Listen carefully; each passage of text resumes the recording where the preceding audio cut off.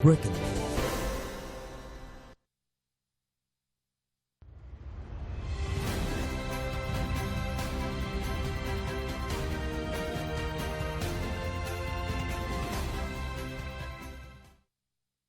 Welcome to Marketing Edge on TV, Nigeria's leading initiative in the business of brand management and in the management of brand business. It is a 30-minute awesome package that comprises brand news, branding focus, and industry conversation, all in a mix encompassing thorough and in-depth analysis aimed at promoting the brand idea. I am Oluwabukola Omoni. Marketing Edge on TV, promoting the brand idea. Faster Marketing Edge on TV is brand news, where we bring you the latest development around brands and on the field of marketing, advertising and communications in Nigeria and around the world.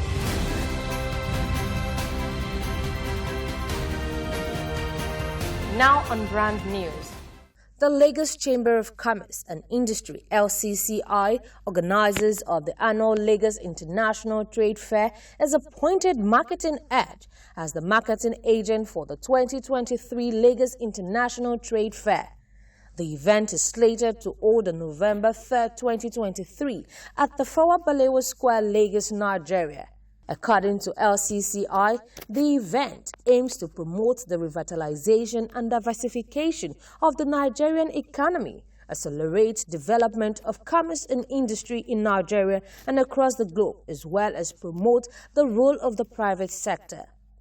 Commenting on his company's appointment as a partner to LCCI, publisher and CEO of Marketing Edge, John Ajayi, expressed his delight to partner with the leading chamber in the country on its most popular yearly trade fair.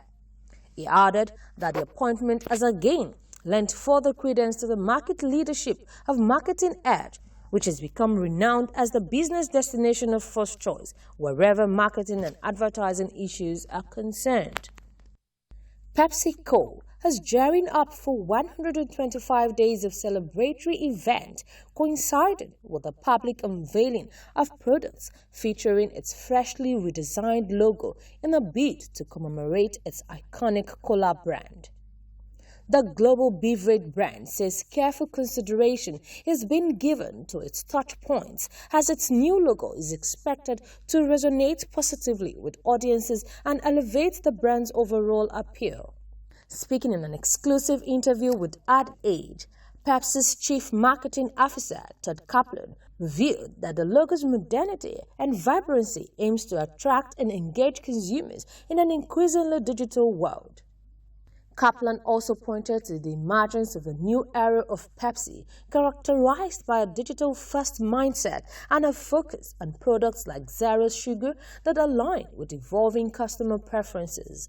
The digital era also sees the incorporation of more black into the logo's visual identity, reflecting Pepsi's commitment to zero sugar offerings. A poll conducted by Ben Labs shows the shift in media model is making advertisers rethink their marketing strategy and spend on other alternative channels like entertainment product placements as a means to reach their target audience. A recent study says 70% of brands will look to shift around 10% of media budget into entertainment product placement on TV and film. The poll specifically says that globally, product placement is estimated to exceed $25 million in 2026, rising to $41.4 billion same year.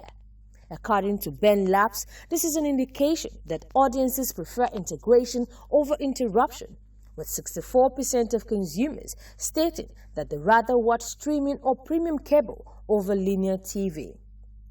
The Ben Labs poll also revealed that 73% of viewers stated that they found integrations less intrusive than ads, implying that the combination of ad avoidance and ad annoyance has made product placement a critical staple in the marketing toolkit, and it might just be the marketing element to establish brand relevance. One of the key arguments for brands, according to the study, is that product placement can extend much-needed reach for many marketers, especially those who use traditional linear TV as a big piece of their media campaigns. That was brand news. Next is Brand in Focus after this break. Where is Glory? Excuse me, ma'am. Hello! Oh, where Glow now? I dey here. Glow, don't go village. Tell all our customer abi. Everybody pay attention. See, now Glow berekete 10x. Now him I they take tension my customers. Now they dash me 10 times the credits when I load. Or even summer me double data join. Yeah. Wait, so with 1.5 when they give all of us, so you they enjoy up to 15,000 naira credit and data. And I say I never finish you. See, when I say if we enjoy, if we not join Glow berekete 10x, when I go get 1,000 naira welcome credit. You just carry your phone, dial *777#. Finish. Glow, you don't win. Una see they here. Hello, please, I'm looking for Glow. Please save now Glow with they fine. Now Glow with they go. Okay, so enjoy 10 times the value of your recharge on Glow Berekete 10X. You also get 1,000 naira for calls and data and double data bonus on your subscription. Marketing Edge on TV, promoting the brand idea.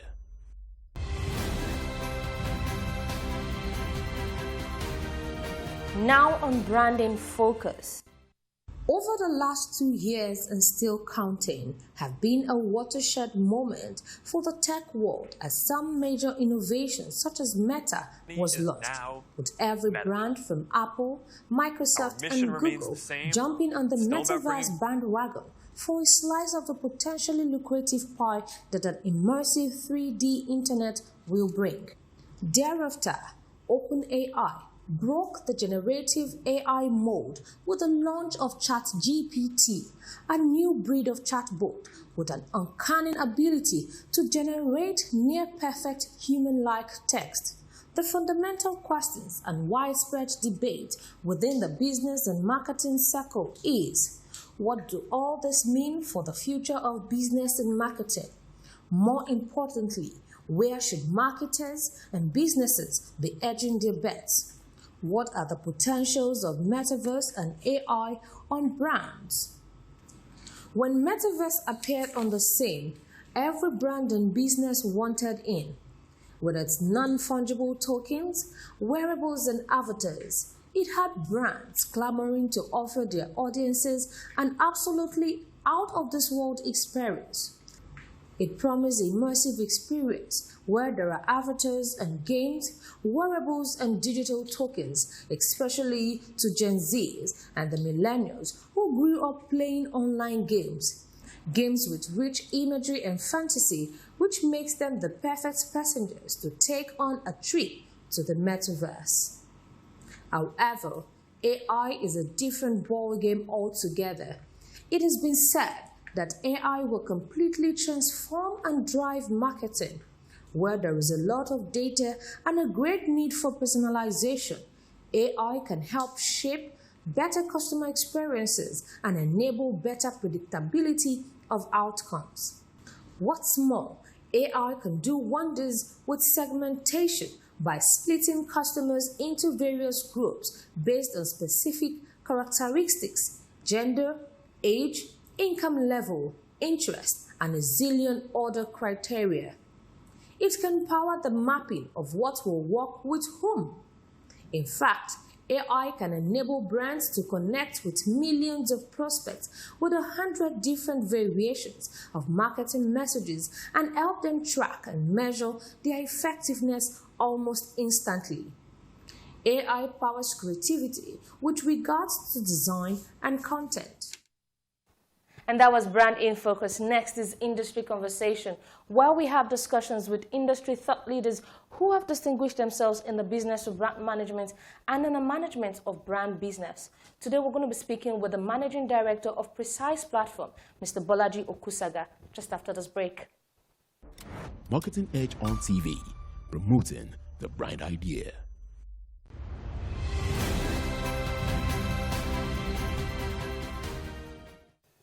Thank you again for joining us on Industry Conversation, where we have conversations and interactions with industry thought leaders who have distinguished themselves in the business of brand management and in the management of brand business. Today we're going to be speaking with the Managing Director of Precise Platform, an agency set up to serve the quality communications of brands and businesses, Mr. BOLAJI OKUSAGA. Glad to have you join us on the conversation, sir. BOLAJI OKUSAGA is one of the leading voices in the Nigeria marketing and communications industry. He is a marketing strategist and currently the managing consultant Precise Platform. An agency is set up in 2018 to serve the needs of brands, businesses, causes and communities with quality and strategic communications. He is a business leader with years of extensive experience across various sectors. BOLAJI has worked on leading brands across a wide range of industries and sectors where he has leveraged his strategy skills to reposition and build unique brand architecture for clients. Okay, so I wanted to ask you or your assessment of the Nigerian marketing and advertising environment. Well, it's pretty much what it is. You know, the economy at this point is going through some form of turmoil right now. And it's not just the Nigerian economy, it's the global economy. And to that extent, the Nigerian economy is not spared. However, what is wrong with Nigeria is the fact that we're really not planning to withstand the headwinds. We're rather more like flowing with the wind. So wherever it's leading us is where we get to. What with the fact that energy costs are rising, the economy is so dollarized that whatever happens in terms of exchange rates, you know, the naira to the dollar affects all of us. From the fuel we buy to the fact that our economy is so import-based, and to the fact that you have also even floated the dollar right now. I'm not saying it's a bad policy, but I'm saying the impact of it currently has a very big effect on the economy in terms of inflation, in terms of dwindling consumer spend. Back to the real key thing, which is dwindling consumer spend. If the consumers aren't spending so much, it follows then that the market space will actually be shrinking. So if you look at the numbers against what you had in this, the same time last year, you find that we're really not there in terms of growth. So growth is not on the table, and if growth is not on the table, marketing as a discipline will be affected because we help to serve, the purpose of growth within an economy. So where the market appears to be shrinking, the first thing that business people will consider, I'm not saying that's the right thing, is usually, cost. And part of their cost will be their marketing spend. So they'll try to get more effective doing the same thing with much more reduced costs. And that has an implication for the growth of the marketing communications sector. So right now, I'm not quite sure that things are looking good. Great. So I understand that you just highlighted some challenges. What would you say, what are your views about the opportunities that there are in the sector? Oh, fantastic. With every challenge will come myriads of opportunity. It all depends on what you're looking at. So both of us can be looking at a glass that has some water to it, at least up to half the size of the glass. Some others can see it as half empty, while others see it as half full. Well, the period of turmoil affords, innovative player an opportunity to begin to rethink route to market.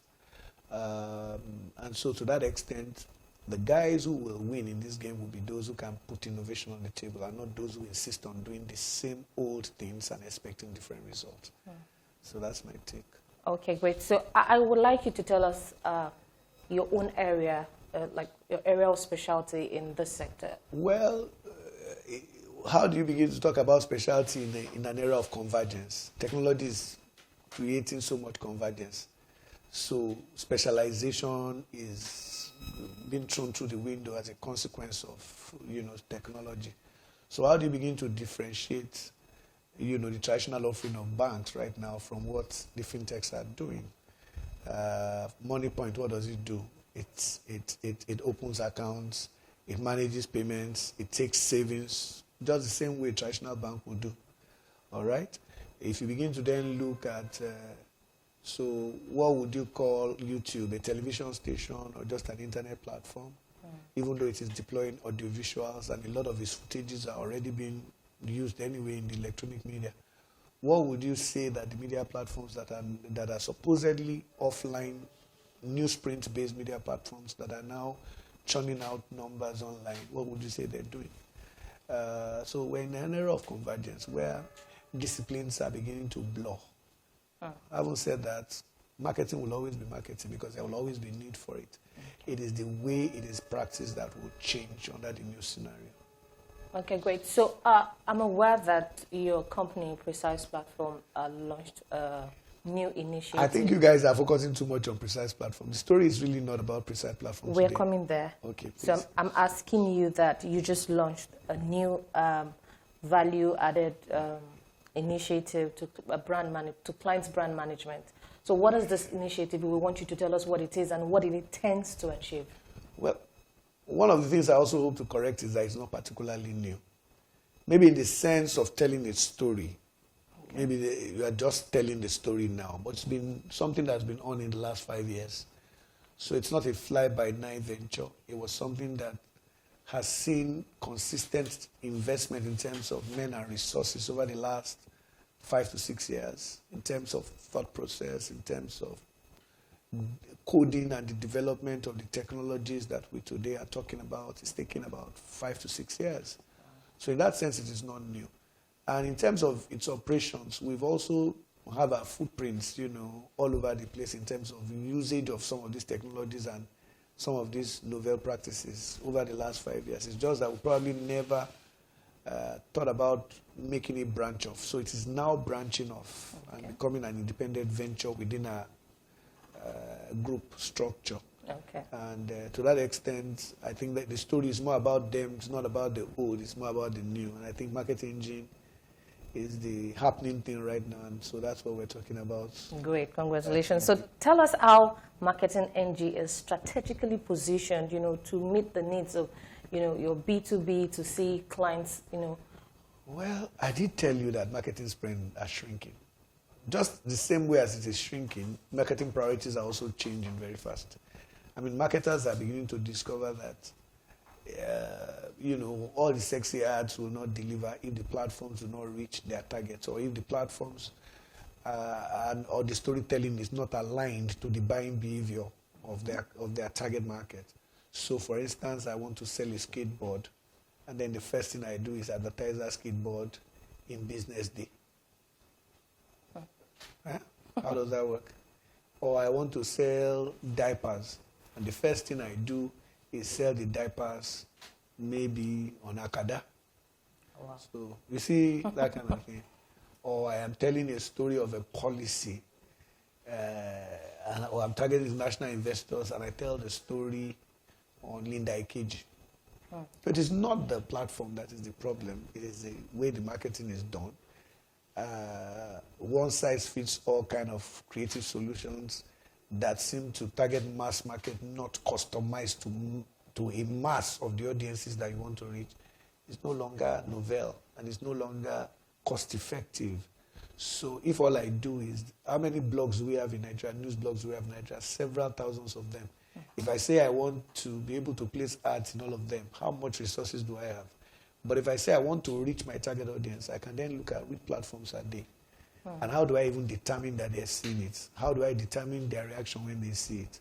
How do I follow their consumption journey in such a way that I am there for them all through that cycle? That is what I think makes the difference in what we're trying to bring to the market now, as opposed to traditional perspective of advertising, which is pretty much intuitive. It's creativity-based. It is based largely on intuition and grand assumptions about how the consumer behaves. So, and those grand assumptions may not hold true because of generational changes. How we think in my generation is probably different from the way the Gen Zs are thinking. Yeah. So somebody needs to start finding that out and being deliberate or being intentional about the way you go to them. And that is one thing technology does for you, which the human mind, with its limitation, may not be able to do. Great. So talking about tools and technology, how are you leveraging technology to deliver cutting-edge solutions to your clients? For instance, we have an analytic platform that just generally follows trends and follows conversations and the place of brands within this conversation universe. And once you know that, you then also have, because that is more like a pool. Once I know what the conversation is about and I want to join the conversation, I know where and where to go. Now then we have tools for influencer marketing, which essentially manages the way influencers coordinate their activities when they work for brands and rates them in terms of performance and all of that. Okay. Then we have a tracking solution that also tracks what is being done and how we change our strategy regarding what is being done or said. All right? And then there are other solutions for small businesses that helps them to integrate their store to the stories they're telling. So you make the solutions scalable, you make the solutions also smart. Okay. So it's not just smart and scalable, you also make the solutions very predictive because it looks at trends. Under this scenario, what had happened before, to be able to guide the marketer when he's going to do something similar. This is the path I think you need to go. And that is the way I think that marketing in the future will be. Great. It wouldn't be about my own ideas of what it should be. It will be about, analytics and predictions. Okay, great. So I know that your company is all about telling inspiring stories. Now, so tell us how, what transformative approach are you taking, with technology to tell more inspiring stories? Well, stories, there will always be stories because stories inspire, right? Stories, help open up possibilities within, the so-called, conversation economy. So, nothing can move or nothing sells without having a conversation.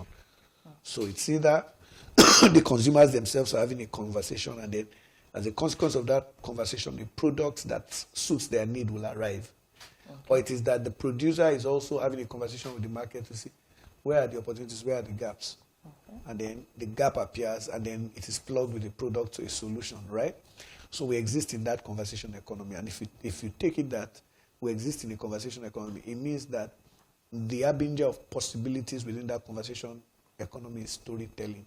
So if I consistently tell you I'm a champion, senses, I fight one or two fights and I beat my opponents and I keep harping on the fact that I'm a champion. The perception is formed already. He's a champion. Show me the proof he's a champion. He's beating this, he's beating that. So, but if I fight 1,000 and I beat 1,000 and all I do is do it in the dark, even if those were lions and Goliaths, right? Nobody will take me for real. And therefore, nobody knows you're a champion. So, and if I don't get to be known as a champion, then even if I claim I'm a champion, I'm only telling that to myself and not to the world.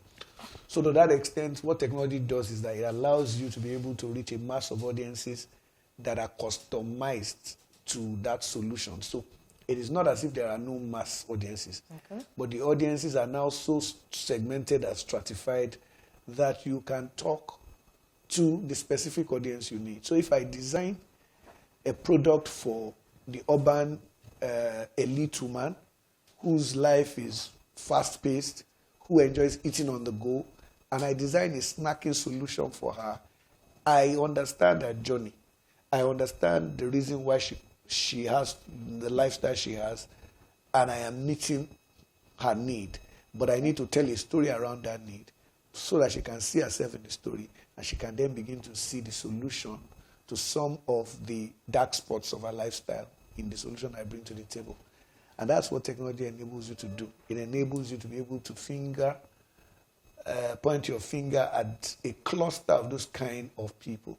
If I design a solution for the sporty youth who's so health conscious and wants to body build and generally get on the health consciousness vehicle, and all I'm offering to that person is sugar, I'm selling the wrong solution.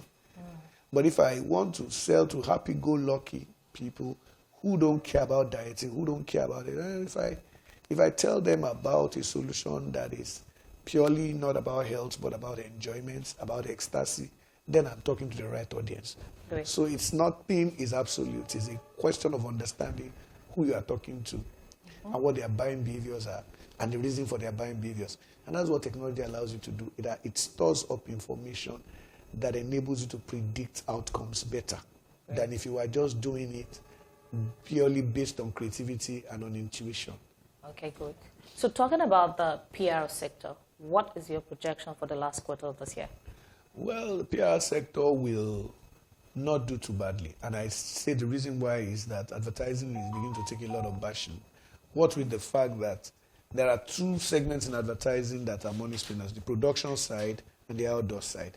Those two sectors are not particularly pulling their weight now because of the challenges that the major marketers within this economy are currently confront. That is high operating cost.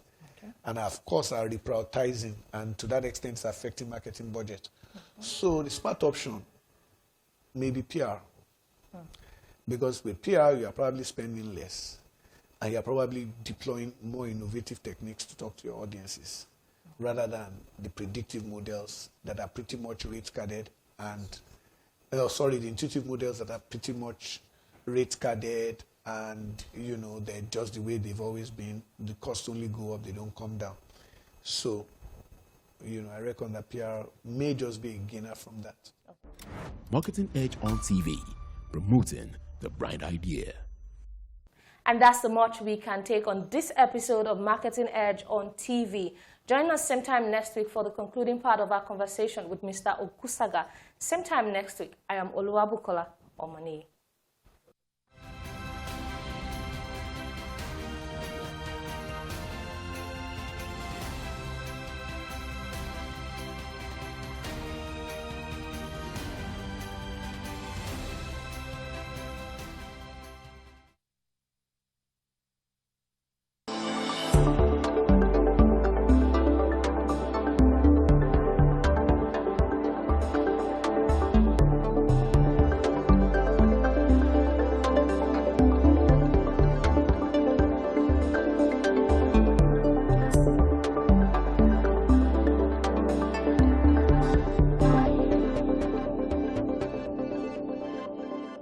Hello, NIDA Impact lovers. We have good news for you.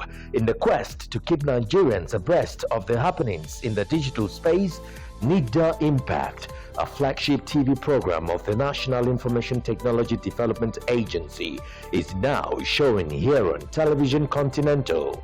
It is, as always, educative, informative, and innovative. NIDA Impact. Keep a date with NIDA Impact, your guide to a digital Nigeria. Have you been thinking of where to acquire knowledge without stress and inconvenience? Then what are you waiting for? The National Open University of Nigeria is the place to be.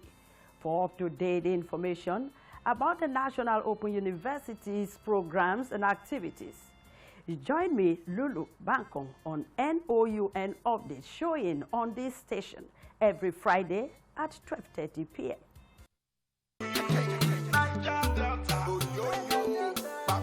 Nigeria's Niger Delta region, where the black gold continues to flow and fuel Africa's largest economy, where the line between wealth and poverty has never been thinner. Oil, gas, politics, development, and community issues all are highly valuable commodities in the Niger Delta. How do they combine, and how can they work together to spawn a new era in the Niger Delta? As he probes deep to analyze issues in the region from angles never before explored, inside the Niger Delta with Mamude Akuga, the authentic voice of Nigeria's oil-rich region.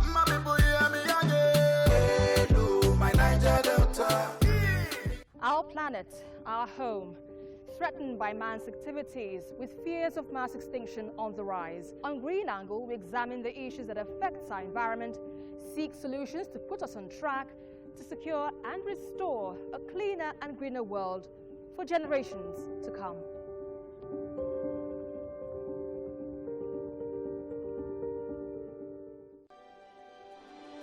TVC Communications, Nigeria's leading independent broadcast company, has been officially designated as a great place to work. Over the past few years, we have transformed our workplace into one which is respectful, caring, rewarding, and provides great benefits to all our 500 employees. We thank our team for giving us the chance to show that partnership between employer and employee really works.